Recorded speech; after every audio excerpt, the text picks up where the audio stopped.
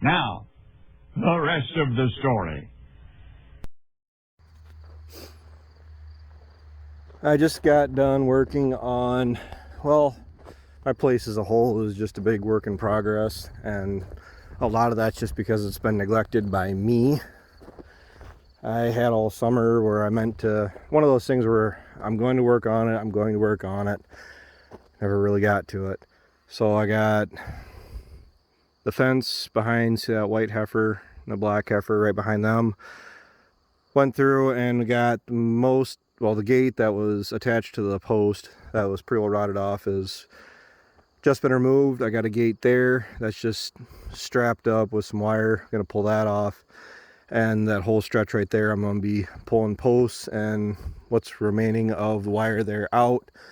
And I got gates set aside where I can go through, pound some new posts, set some gates in, and it's something a little bit more sturdier to keep cattle in. Permanent fix, well, heavy gates, as you know, a perimeter fence for a barn lot, it really isn't the bad choice, but not really what I want to see there. But at this point, it's September. You might as well figure a month, 2 months with harvest and tillage and everything else associated with it. I just as soon just get something in that's functional and not to keep kicking the can down the road. But I've said it before, I'll say it 1,000 times more. It feels like we lost about 2 weeks of the summer and never really had that real, well, I think we're actually experiencing it right now, where you have that period of the weather's cooperating with you, where it's not just mud, because it does have to be fairly dry for me to get around in through here to do what I need to do. And see, this one gate is kind of messed up and just floating in the air. That whole stretch I'm fixing to go through and probably just gonna put wire panel in, and that'll push back the amount of area that's in this lot above the barn, that all this dry hay, there's some down there, there's some right there, everything down through here. This material in front of the corn crib, I have been just putting a bale in. They're going through about a bale a week right now, 5 to 7 days, and it's sustaining them. They're locked out of the back pastures for the time being, and I mean, I'm gonna let them back out there, but I guess you could say I want the pastures in the back to come up, grow up as long as they can before we get much of a freeze. And I'll let the cows loose again, and that should carry them until we have the crops off, where we can let them out into the field. Speaking of that, the cattle crossing, don't have a whole lot of footage of us working on it. I mean, between not being here and also part of me being here and not having the means to really film anything on it. But the gates are going to be no longer, and what we're going to end up doing is putting a stretch of fence right here on this side, you know, because it's definitely a fall hazard for equipment and definitely for the kids. I don't want to see, you know, my future kids driving anything off here, you know, four-wheeler, lawnmower. And the plan is to at least put a single board across here and keep anything from falling that way. The reason I say a single board is we can take it off. This cattle crossing was designed to be wide enough that we can get in with the bobcat and scoop out any dirt that may accumulate in here. The whole point of this primarily was to divert any of the water that is coming down the field road, because there is a significant amount of water that comes down through there. I already got the field road somewhat leveled back out from the ditches that had been created. Got the breaker rock that was there, it's still there, moved back around. Honestly, what it needs is probably 2 more loads of breaker rock yet. Yes, even with this thing in here. And then all of that water ideally is going to be coming down into here. And I know it doesn't look like it, but it is actually dug out. I could actually pretty it up a little bit on on this side through here. But the water will be sent that way, down through the grass strip, down through the pasture, and then down exactly to where it ends up when it goes down my driveway. So are we going to have absolutely no washing down my driveway? I'm sure we're going to have some.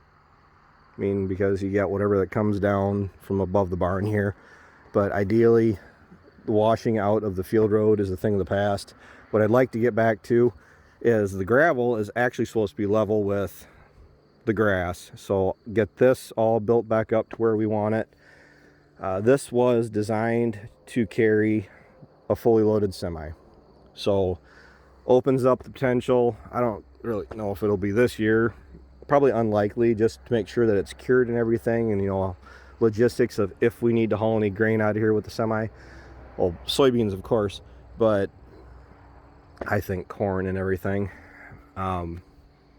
Ideally, not having to worry about gates to come in and out of here anymore. It makes it a little bit easier to burn out through the field and check crops, look for cattle, check fences.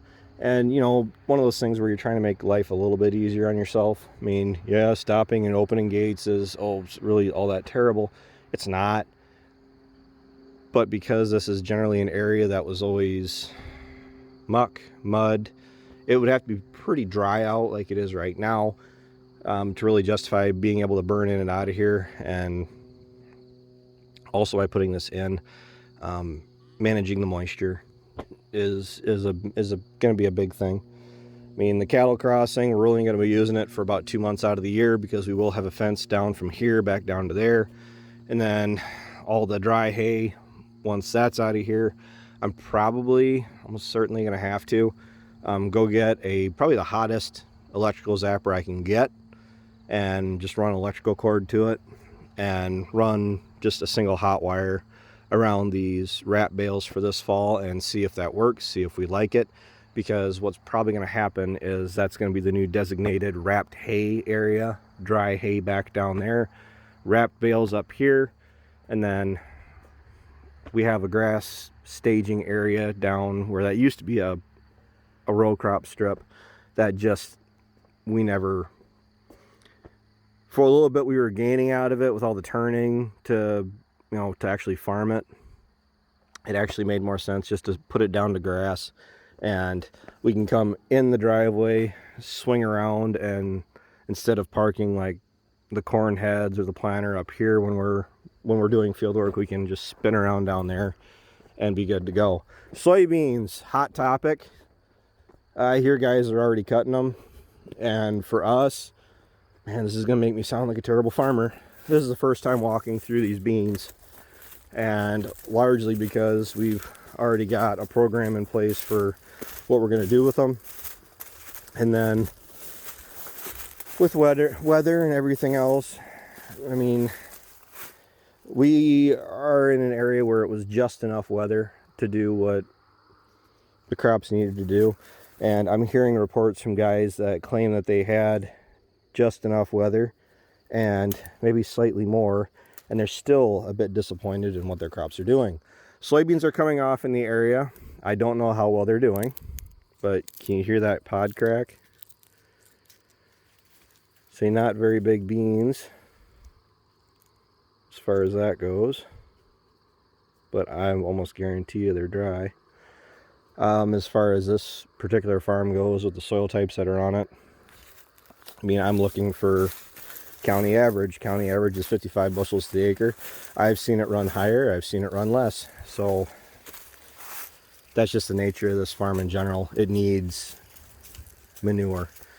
And we are, with the herd expansion and actually putting the bed pack on the old bunk site so it's on crete, it makes it a little bit easier to get to it so we can harvest it or haul it back out in a timely manner. The intentions are to start getting better coverage of manure back on this place, because when we were used to milk here, I mean, it used to get dairy manure all the time. Dad used to haul it straight back out to the 40. I mean, generally we did try to, they did, I wasn't involved with any of that. tried to stay away from the issue of, in the dead of winter, only hauling it right behind the machine shed, and then your field's right behind the shed. Gets all the fertility, then the stuff away from the buildings gets neglected. And the crops do look nice. Personally, I'm not super excited about the soybeans myself. I'm usually not. But I think corn is going to be the story this year. See, these are what you'd pretty well expect. Oops. When it comes to soybean size, they're not BBs. And I don't know, I hate guessing yields. I just don't enjoy it anymore, because you can hope for the best and deal with the rest. I mean, I'm happy with where we're at as far as getting our grain marketed. I've been told I don't do enough videos where I'm just talking to the camera like this. It's just in the tractors, and I just figured people don't want to look at my face. We're getting into the definite fall weather. It's cold in the morning, it's cold at night. The sun isn't really beating on you. It's cool. I mean, my fall calf herd is definitely doing its thing. And you know what? It's not that I don't care. I'm happy, because at least I'm not going another year with, well, 5, 6 cows ultimately that haven't calved. So I mean, that's 6 calves, albeit late. I've got a program, like I've told you, about putting the bulls in with them 2 different dates throughout the year. So effectively I'm looking at a fall herd and a spring herd. So be it. We got lots. I can make it work. I mean, we'll manage it accordingly until it does make sense and it's easier to do. And maybe just that's the way things are. We can trying to utilize the cattle we got, because otherwise you need so many cows, so many bulls for my herd, then you need so many bulls for Dad's herd, so many bulls for Ryan's herd. And where I'm at, where if I put the bulls in 2 months before and then 2 months after my parents put the bulls in with theirs, we can at least use the same bulls and not have a bunch of money tied up in more cattle that we don't necessarily need. I mean, we got all 2 bulls for each herd, and it's probably going to be 3 or 4 next year and going forward. I'd rather have too many than not enough at this point, and get closer calving dates. Everything calves closer together. So this has been a long time coming. It really has been. You get some grass coming up through there, and I get that. I was trying to smooth that out the other day, but my place can look a lot better, and that's my intentions, and we're gradually getting there. So thanks for watching, everybody. Thanks for tuning in. Make sure you like, comment, and subscribe. I don't say that just because I'm on repeat. I say that because even commenting pretty much anything, it does help with the channel's algorithm, because if my videos don't get comments or likes or anything, and maybe they're not worth it, if they don't deserve it, I guess that's just on me, but it does help get my videos out to be seen. So until next time, I'll talk to you guys later.